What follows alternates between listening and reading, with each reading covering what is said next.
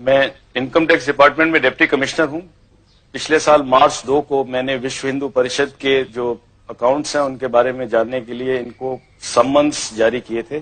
अशोक सिंघल समेत जो लोग इनका हिसाब देखते हैं उनको भी दिए गए थे। 24 घंटे के अंदर विश्व हिंदू परिषद का एक बहुत बड़ा डेमोन्स्ट्रेशन 28 लोधी एस्टेट पे प्रधानमंत्री के बाहर हुआ। उसी दिन मेरा मद्रास तबादला कर दिया गया और तब जो सरकार थी उन्होंने उस पूरी इंक्वायरी को दबा दिया। फिर मुझे सस्पेंड कर दिया गया। विश्व हिंदू परिषद के बारे में दो तीन चीजें मुख्य मुद्दे मैं देख रहा था। एक तो ये कि क्या इनके पास बाहर से पैसा आया है कि नहीं आया है। विश्व हिंदू परिषद ने रिजर्व बैंक ऑफ इंडिया को अप्लाई किया था कि हमें बाहर से पैसा लाने दिया जाए, क्योंकि बाहर से उनकी बहुत सारी ब्रांचेज उनके मंदिर के लिए पैसा भेजना चाहते हैं। रिजर्व बैंक ऑफ इंडिया ने इनको ये परमिशन नहीं दी, क्योंकि ऐसे ऑर्गेनाइजेशंस जो देश के अंदर या तो तोड़फोड़ की कार्रवाई कर रहे हो या राजनीतिक कार्यों में लगे, उनको ऐसी परमिशन नहीं दी जाती और विश्व हिंदू परिषद को ऐसी कोई परमिशन नहीं दी गई थी। विश्व हिंदू परिषद अमेरिका नाम की एक संस्था है अमेरिका में, जिसके करीब 200 ब्रांचेज हैं सारे अमेरिका में, और ऐसी ही ब्रांचेज कनाडा और इंग्लैंड के अंदर हैं, जिनकी संख्या करीब 1 लाख से ऊपर सदस्यों की बताई जाती है और इनसे पैसा इकट्ठा किया गया। ये हमारी नॉलेज में था। ऐसा है कि जब इनकम टैक्स का रिटर्न किसी ट्रस्ट को फाइल करना होता है तो उसको सारे अकाउंट्स की तफसील देनी होती है, ये कानून है। 30 अक्टूबर 1979 को अशोक सिंघल ने एक रिटर्न फाइल की, जिसके अंदर उन्होंने उसके ऊपर तो लिख दिया कि हमको इतना पैसा आया और इतना पैसा हमारा गया है, और मैं उसके साथ सारी एक एक चीज का बयान दे रहा हूं कि कहां से पैसा आया कहां से नहीं आया। वो सारी बयान जो था रिटर्न से गायब था। उनकी फाइल में जो सारे कागज जो कहते हैं हमने सबमिट किए, उसकी आज तक डुप्लीकेट्स उसके आज तक नहीं दिए गए। और इनके कई ऐसे नेताओं के खिलाफ हमारे इन्फॉर्मेंट से हमारे पास इंफॉर्मेशन ला रहे थे।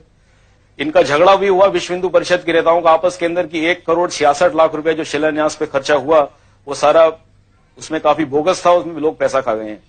ये बातें वहां पे झगड़ा हुआ, फिर नई कमेटी बनी, लेकिन उसके बाद फिर एकदम ये पूरा विश्व हिंदू परिषद ने जब देखा कि ये बिल्कुल इंक्वायरी उन लोगों की कन्विक्शन के अंदर निकल सकती है, क्योंकि उनके पास ना तो किसी तरह का हिसाब था, तो उन्होंने सरकार के ऊपर ये निश्चित तौर पे दबाव डाला मार्च 8 को कि इसको या तो किया जाए, नहीं तो हम सरकार से अपना समर्थन वापस ले लेंगे।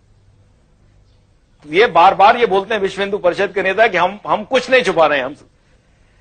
हम तो कहते हैं कि नहीं छुपाने का तो प्रॉब्लम क्या है, कोई और ऑफिसर्स भी बैठे हैं वहां पे, अपना सब दे दीजिए आप अपना हिसाब।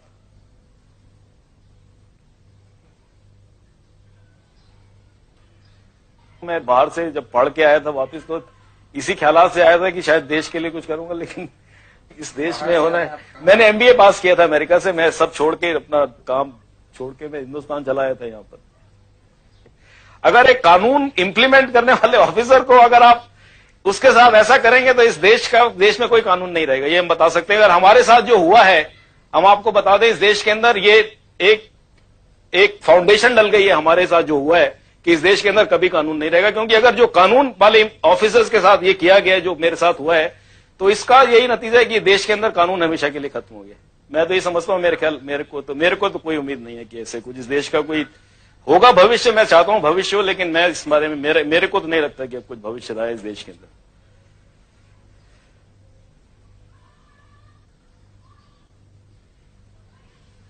जब आपने ये सब कार्रवाइयां शुरू की तो उसके बाद किसी ने आप पर दबाव डाला या धमकियां वगैरह दी? हाँ, मेरे को 2 बार 2 लोगों ने धमकियां दी। मैं उनके नाम नहीं देना चाहता। 2 धमकियां दी। उन्होंने कहा कि अगर आपने आगे जबान खोली तो हम आपको जान मार देंगे, आपको जान से। सब जगह पैसे वाला गरीब को जलालत जो है सब जगह घुस गई है।